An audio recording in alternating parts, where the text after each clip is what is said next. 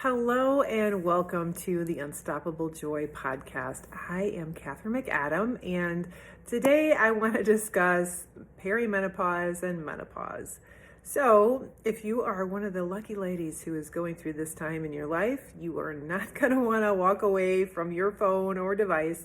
You're going to want to listen to every second because I am going to give some actionable steps of things that you can do to help manage your symptoms during this time. So, pull up a chair, grab your favorite beverage, and let's get started. First of all, what is perimenopause and menopause? As women, we are born with only a certain number of eggs in our ovaries, and as time goes on, our body releases an egg every month and sometimes more than one, depending on your genetics. And as we approach the time of the change, which is everything slowing down as far as our gynecological health and our fertility. And so everything begins to slow down. And when that does, our hormones become imbalanced. They are trying to balance. So the first stage that we go through is early menopause, and many women start this late 30s to early 40s. But these days, so many women are having partial hysterectomies or hysterectomies, and that can throw you into this whole change very rapidly. And so we'll talk about that a little bit today too. But, the early menopause starts with some irregular periods. Some women also, if you have PCOS, which is polycystic ovarian syndrome, they can have irregular periods too. And that can wreak havoc on your moods and make it hard to lose weight. Those women typically have thinning hair in the top of their head, kind of that male pattern baldness. And then they'll have a lot of facial hair as well. So they'll be typically overweight, but you can also be thin and have polycystic ovarian syndrome. And some women who have that have issues. These women, either if they're heavy or thin, they can still have issues with fertility. And they can also, sometimes you can have acne, especially like backne or acne on your back or your chest. It's that hormones are just out of whack. And so back to menopause, perimenopause. In early perimenopause, hormones fluctuate. And so you'll have particularly estrogen and progesterone. They can fluctuate, leading to symptoms of hot flashes, night sweats, and mood swings, which, God bless you if you start that early, because man, it's not any fun. And the sad thing about this is so many women just think, oh, this is normal for me, and they don't even seek help for this. But you'll have changes in your menstrual flow. Your periods may become heavier or lighter than usual. And you'll have changes in ovulation, so you won't ovulate as regularly.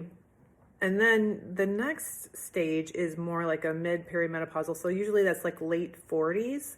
You'll have increased symptoms of the hot flashes, the night sweats, the mood swings. You might even have some vaginal dryness. It might be worse than if you've had issues with that in the past. It may intensify.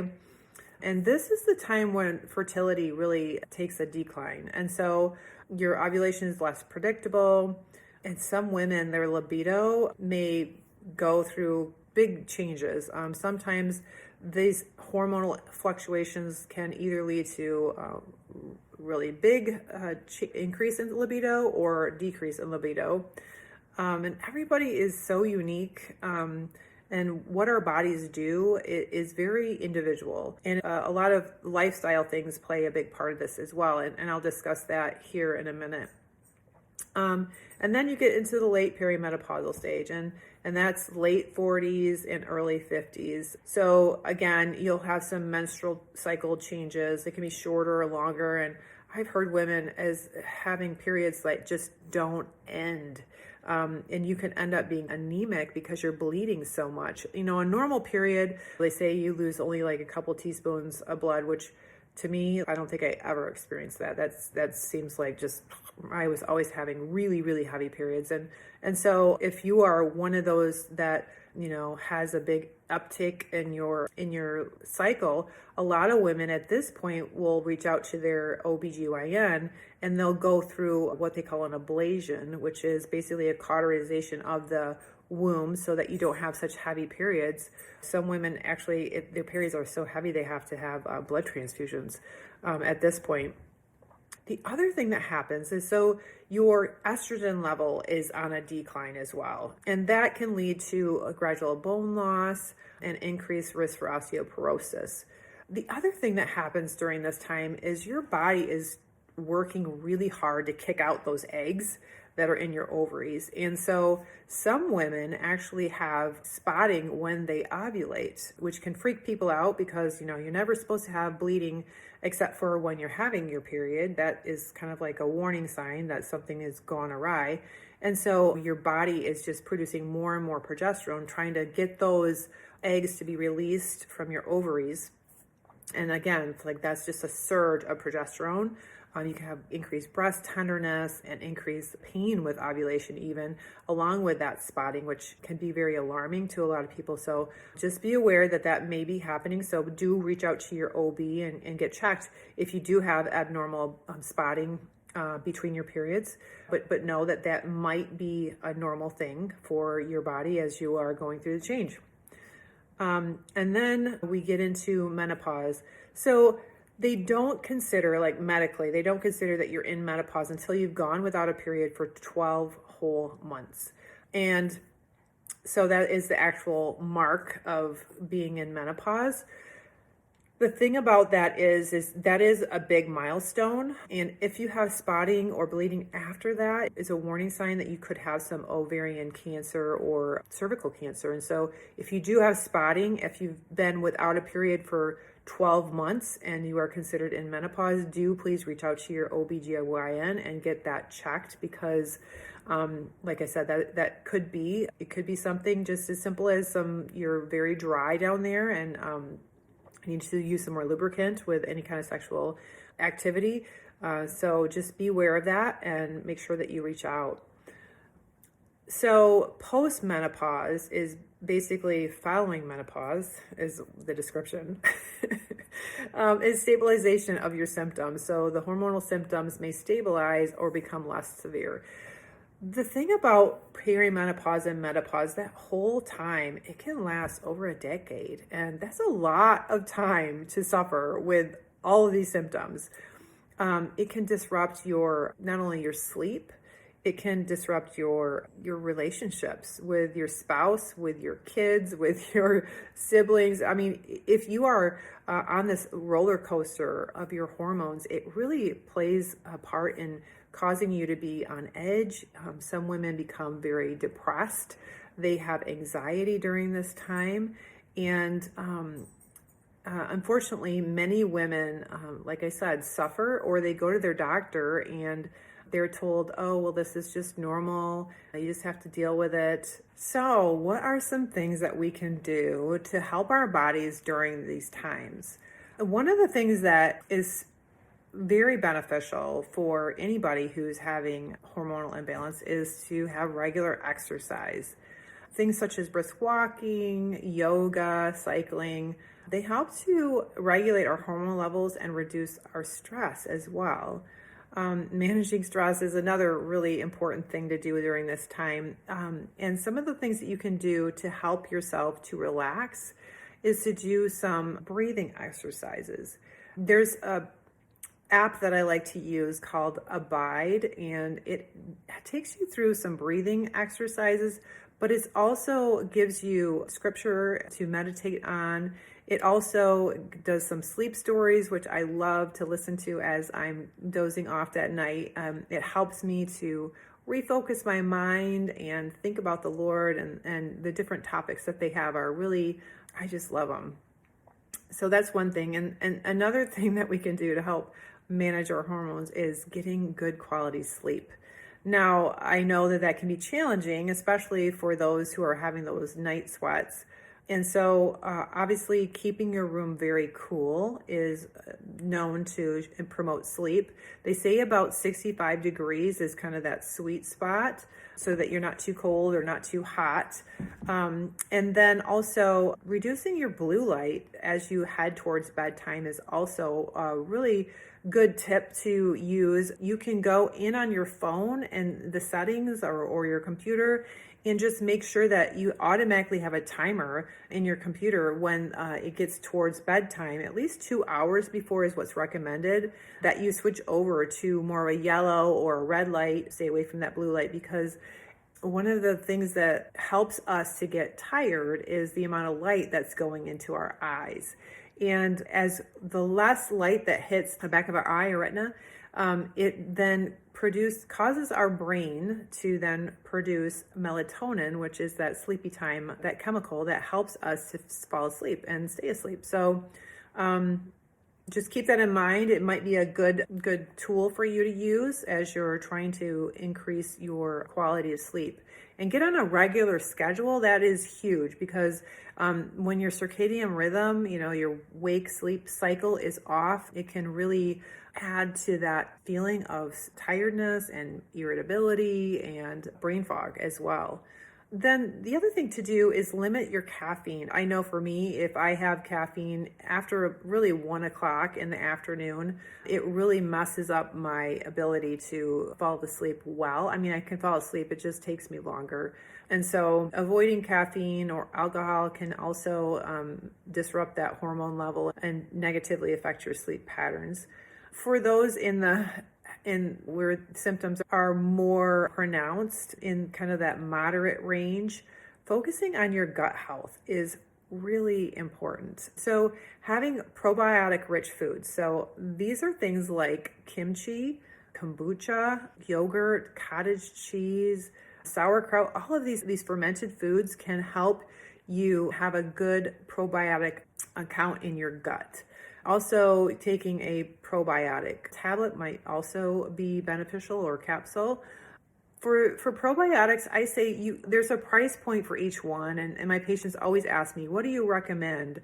I provide some really great ones to my clients. If you want more information about that, you can sign up for a free consult. We'll talk to you about the things that we have to offer. But one of the things I always say is there's a price point. So it's the number of cultures, and then number of strains of the different probiotics. And there's, like I said, there's always a price point. So you do want to look for one that is time released, so it gets past your stomach and then into your intestines, because that's where you really need it. The other thing that you can do to help support your hormones is to take some omega-3 fatty acids, vitamin D, magnesium, things like ashwagandha and black cohosh. With any of these, you need to reach out to your doctor and okay it with them before you start, because I'm not your physician, and this is just educational, but not a prescription for you. So, but these are things that can help manage your hormones. Also managing your blood sugar levels. Now, sugar. We've talked about this many times on the podcast, and I've put out several posts about this, but managing your blood sugar will really help you with those hormonal mood swings. When we eat sugar or carbs, it basically is a trigger for a lot of people, and it hits the same receptors as an opiate. And so you can have this sugar high and feel amazing, and then what happens is your glucose levels rise, and then your insulin levels rise to that challenge, and they shove all that sugar into your cells, and then you crash. And that crash, you then can have that brain fog, you can have that hangry mood swings that come with that roller coaster. And so getting off of the sugar roller coaster can be huge to helping you manage your blood sugars and your hormones. So some things to do to help balance that out is making sure that you have protein or fats at every meal to help balance that so you're not having that rise and fall that's so sharp. You have more of a slow burn. And then one other thing I wanted to mention is making sure you limit your exposure to toxins. This has been kind of one thing that, we've seen a little bit here and there about, but it is so important. There are things that are hiding basically in the packaging of all of our foods and in the products that we use on our skin. And we ladies, we use all the latest cream or remedy to help, have smooth skin or that vibrant glow or the color of our hair. And it's really unfortunate that, Europe seems like they're light years ahead of us. And I know California has outlawed a lot of things, and in the rest of the states, we still consume them.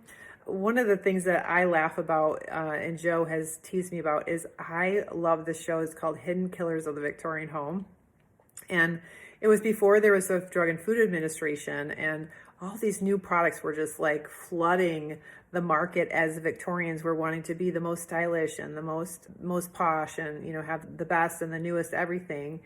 And some of the products that they had were just deadly. One of the examples is they naturally were able to dye things blue and yellow and red, but green was something that was really hard for them to figure out how to make things green. And one guy came up with a solution, and then there was like a glut of products that were hitting the market, green wallpaper and green velvet, covered furnishings, and green fabrics, and, green paint. And then there was all these people were getting sick. And they finally figured out that the reason that they were getting sick was because the secret ingredient to that green was arsenic. And so they were literally poisoning themselves with all of these products, and they wanted to be the most stylish and the most in vogue, so they were having everything green. Just crazy to think about, but the same thing is happening today. We I guess don't really know exactly the extent of it yet, or nobody's really researching it or making a big deal about it. But this PBA in all the plastics now, is we see PBA free, but there's other things that are in our beauty products, in the plastics, in the packaging of everything, that is very toxic, and it can disrupt our hormones and make us sick. So more about that on another podcast, but I just wanted to touch on that here. And so if you are in the severe category, if you feel like you are having your symptoms are out of control, that they are destroying your relationships, which I've heard this from a lot of women. And, I've experienced myself that, man, when I was at the peak of my mood swings, I was having a really hard time just being kind and keeping a watch over my mouth. And I was praying, Lord, help me. And I finally got to the bottom of what was happening with my hormones and was able to balance them out. But if you are, having issues with this, you really need to seek some professional help. And obviously I'm biased. I have some great tools that we can use if you are suffering from these symptoms. If you've had that weight gain that is just so frustrating around the middle and you just can't lose it, and you're having these night sweats, these hot flashes, these hormonal mood swings, and just that fatigue and that brain fog, then come on over and let me help you, because there's no need for you to be suffering. We have a wide range of things to help you. On one end, we've got lifestyle changes and nutrition guides that will help you to, get a better hold of your hormones. And the very other extreme is, if you want synthetic hormones, you can go to your doctor for that. I don't offer that, but I do offer bioidentical hormone replacement therapy. And that's what I have been using, and it has made a huge difference in my energy level, my ability to concentrate, my ability to lose that weight around the middle and gain muscle and feel vibrant and energetic and happy. I'm not feeling so heavy all the time. And those are some things that I have for you. And just wanted to touch on all these things.